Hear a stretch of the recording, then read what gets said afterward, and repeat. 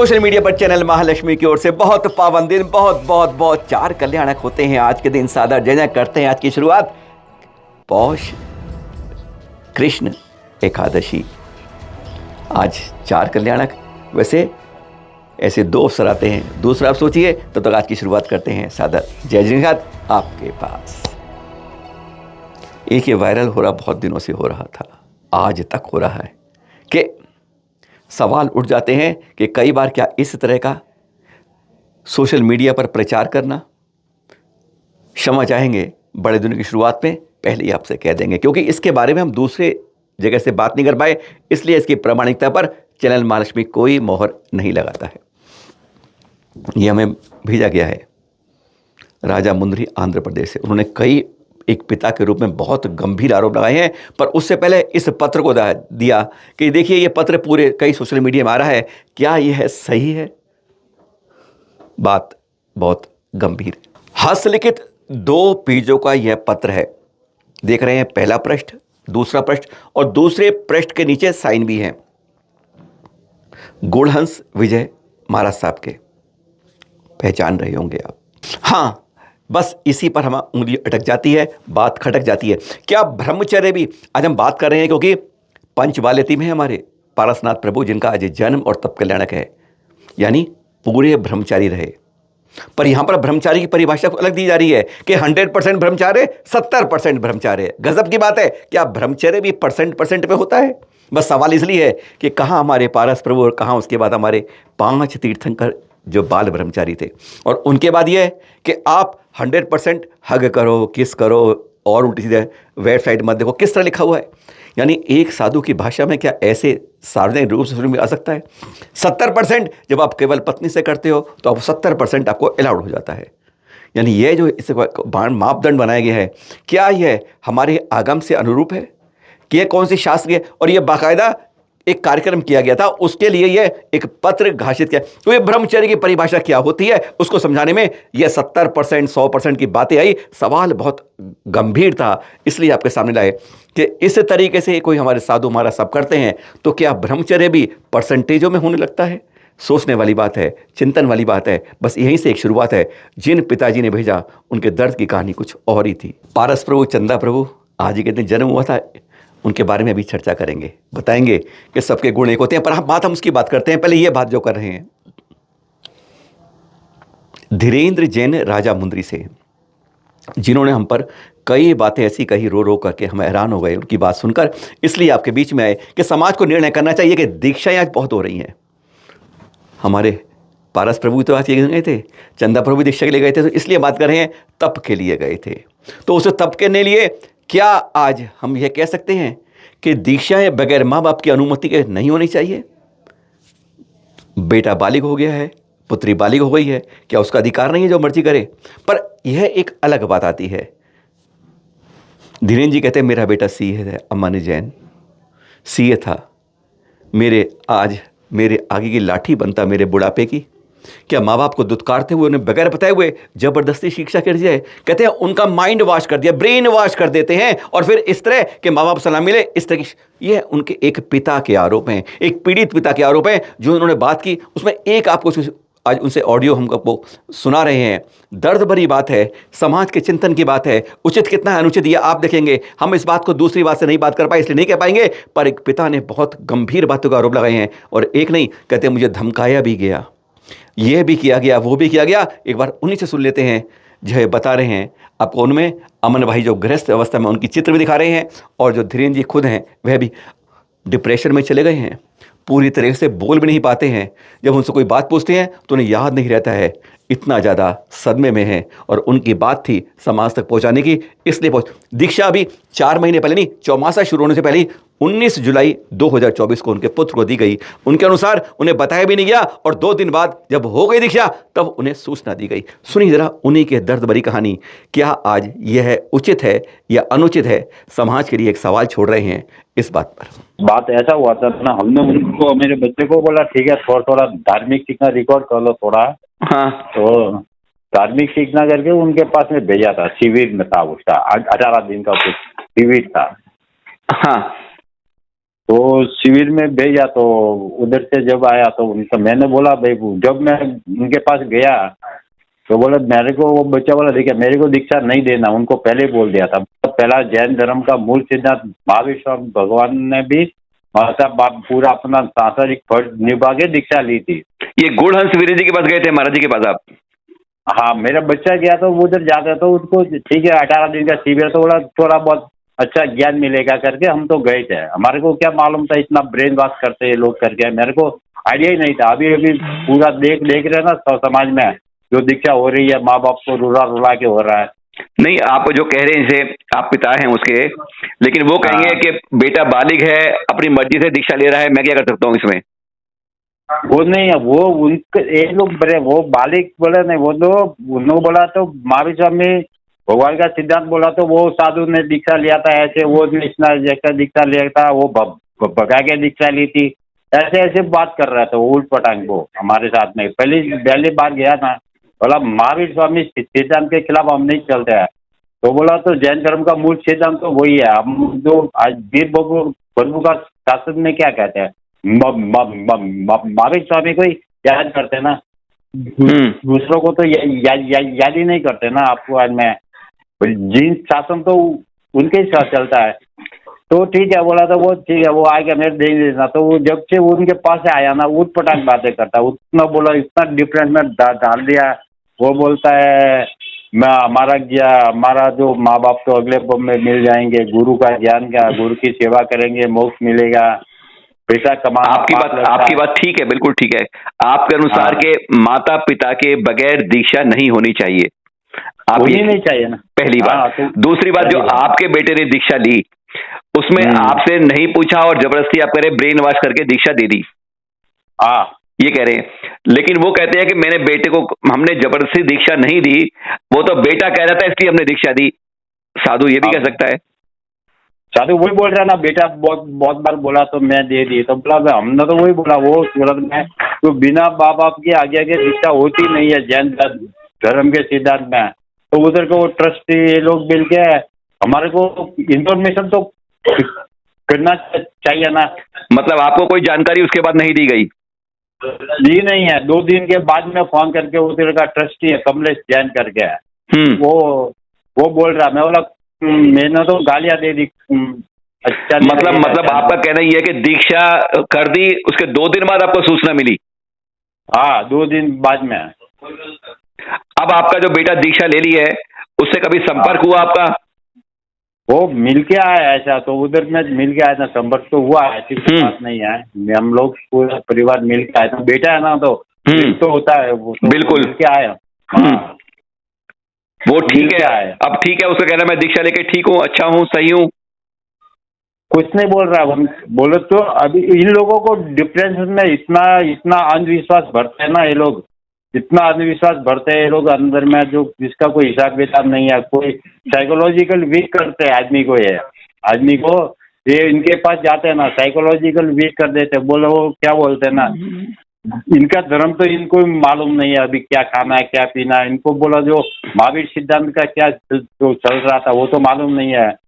ये साधना तो करते नहीं है, लोगों के बीच में जो पूरा अंधविश्वास फैलाते हैं उद्यान तक के शिविर में या जो शिविर लगा के, तो जो सही धर्म किया वो तो सिखाते नहीं है। स्कूल बताओ पब्लिक सेवा करो या कुछ ऐसा करो, तो वो तो बोलते नहीं है।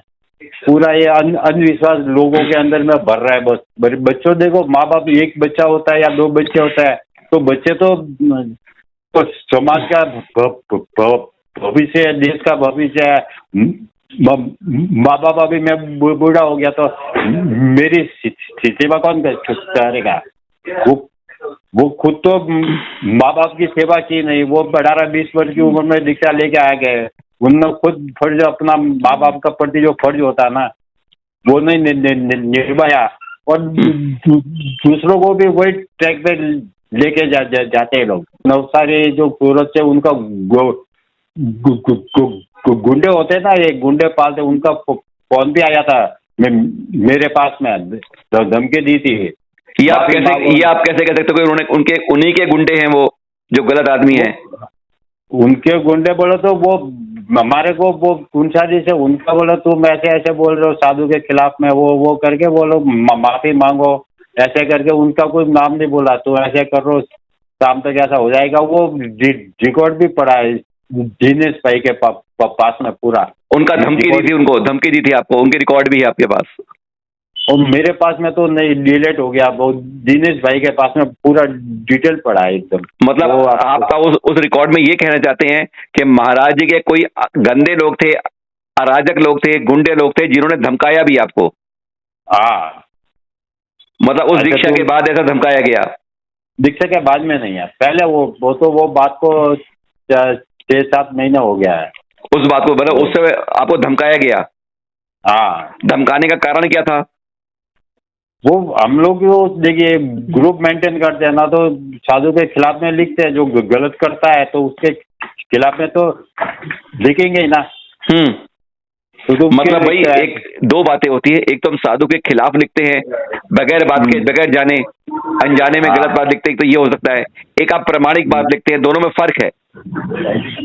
अरे बोलते लेटर फॉरवर्ड किया था ना, उसके बाद में मेरे को फोन आया था। ये जो पत्र आपका है जिसमें ब्रह्मचारी के बारे में लिखा है, इसके बाद आप पे पत्र आया था, धमकी आई थी? हाँ, मैं मतलब जो ब्रह्मचर्य के बारे में सवाल है उसके बारे में आप पे फिर धमकाने की फोन आया था? आया था। अच्छा, इनका नाम नहीं लिया, वो पूरा दूसरा जो ऐसे बोलो तुम ऐसा कैसा करके वो पूरा फोन आया था हमारे को। अच्छा। और ये बच्चे को क्या क्या मालूम है, जब घर पे आता था ना, आते ही फिर 2-4 दिन रहते थे, फिर बगा के इधर जाओ चले जाओ, वो जो फिर उधर चले जाओ, बाप आपके पास में नहीं, उनको सिगरेट फोन करके कभी हैदराबाद, कभी बॉम्बे, कभी सूरत। एक बार तो ये वो बद्रीनाथ भेज दिया, बद्रीनाथ ऊपर में कैलाश पर्वत के ऊपर में भेज दिया उसने। मतलब आपका कहना ये है कि जब भी वो घर पे आता था तो तुरंत फोन कर देते थे कि तू यहाँ जा वहां जा, मतलब तो घर पे रहने नहीं देते थे, आपका ये आरोप है? हाँ, वही बद्रीनाथ को घर वो टिकट उनका फोन उनके पास में रहता था ना, घर पे आते थे ऐसे थे। जब वो क्या बोलता था ना, जब जो मेरा गुरु बोलेगा वैसे करूंगा, मैं अच्छा। आपकी बात नहीं सुनूंगा, गुरु जो बोले, गुरु क्या बोलेंगे। हमने 25 साल किसने बढ़ा किया? सुना आपने, उन्होंने बहुत बातें करी, बहुत दर्द था। कुछ कुछ सुना रहे हैं आपको। उस पीड़ित पिता का दर्द ये भी था कि उनसे जब महाराज साहब आए थे वहाँ पर, तो उन्होंने कहा कि दक्षिण से मैं 108 दीक्षाएं देकर जाऊँगा। क्या जबरन दीक्षा दी जाएंगी? उनका सवाल एक ही है। दूसरा सवाल, क्या वह साधु होते हैं जो होटलों में और जगह स्ट्रीट पर इस तरह से खाना खाते हैं? उनका ये कहना भी आरोप है, जो बात बहुत गहरी बात है, प्रमाणित हम नहीं कर रहे, चलन माल की पुष्टि कोई नहीं कर रहा, पर यह पीड़ित पिता का दर्द है। और वो कहते हैं यह एक जगह नहीं कई जगह, और उनका कहना तो ये तक है कि महाराज साहब खुद कहते हैं हम तो खाते हैं ऐसे। सुनेंगे जरा आप उनकी एक दर्द भरी बात कि क्या है सही क्या है गलत, अनुमान आप करिएगा। इनको जो है ना गुणस विजय, ये हमारे राजमंड्री में बोल के कि हमारे को दक्षिण भारत में 108 दीक्षा दिलानी है करके 108 दीक्षा देनी है इन्हें। हाँ, दक्षिण भारत में जब तक घूमेंगे पूरा ऐसे ही, कैसे भगा के दो कैसे भी, तो 108 दिलानी हमारे राजमंड्री में बोल के गए वो। अच्छा, आपके राजा मुंदरी में बोल के गए थे कि हम 108 दीक्षा देंगे दक्षिण से? हाँ, और ये साधु है ना, ये स्ट्रीट फूड लेते हैं, होटल में जाके, बेकरी में जाके, स्वीट स्टॉल में जाके भी गोश्त लेते हैं। ये आपने कैसे माना, कहते हैं आप कैसे आरोप लगा रहे हैं आप, ये क्या आपने देखा है? राजमंड्री में लेके गए, विजयनगरम, विशाखापट्टनम, सब जगह का है ना ये तो। मतलब आपके आंध्र प्रदेश के इनमें आपने देखा क्या आपने कि हाँ ये होटल में लेते हैं, स्ट्रीट पे लेते हैं? देखा है, लोकल पर्सन देखा, लोकल पर्सन है ना वो देखा, ये भी बोलते हम तो लेते करके। एक जना जो पूछा गाँव वाले जाके, भाई तुम होटल में कैसे लेते हो? हाँ। तो बोला हम तो लेते हैं। वो बोला तो बोलो उल्टा सीधा कोई भी ज्ञान दे देते हैं लोग। अच्छा, इन्होंने आपका ये दावा भी आप कहते हैं इस पर? हाँ, तो वो तो पूरा विजयवाड़ा, राजमंड्री, विशाखापट्टनम, विजयनगरम, एलूर, गुड़ीवाड़ा सब जगह का है, सब जगह लिया हुआ है। जैनों का घर होते हुए भी अजैन के घर कोशिश लेना है, सब वो सब लेते हैं।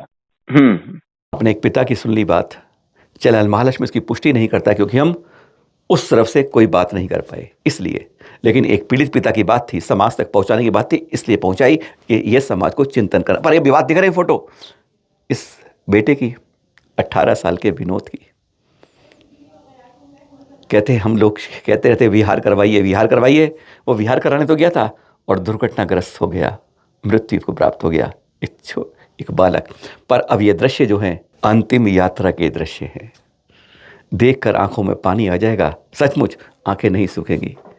एक कारवां था पूरा पूरा इस अंतिम यात्रा के दृश्य में, देखते रहिए आप। इसलिए दिखा रहे हैं कि एक जब युवा बालक विहार करते हुए, अपना कर्तव्य निभाते हुए, जैन संस्कारों को रखते हुए, अपने कुल की बात रखते हुए विहार कराता है और असामयिक रूप से मृत्यु को प्राप्त होता है, तो किस तरह से पूरा समाज उसके अंतिम यात्रा में भाग लेता है।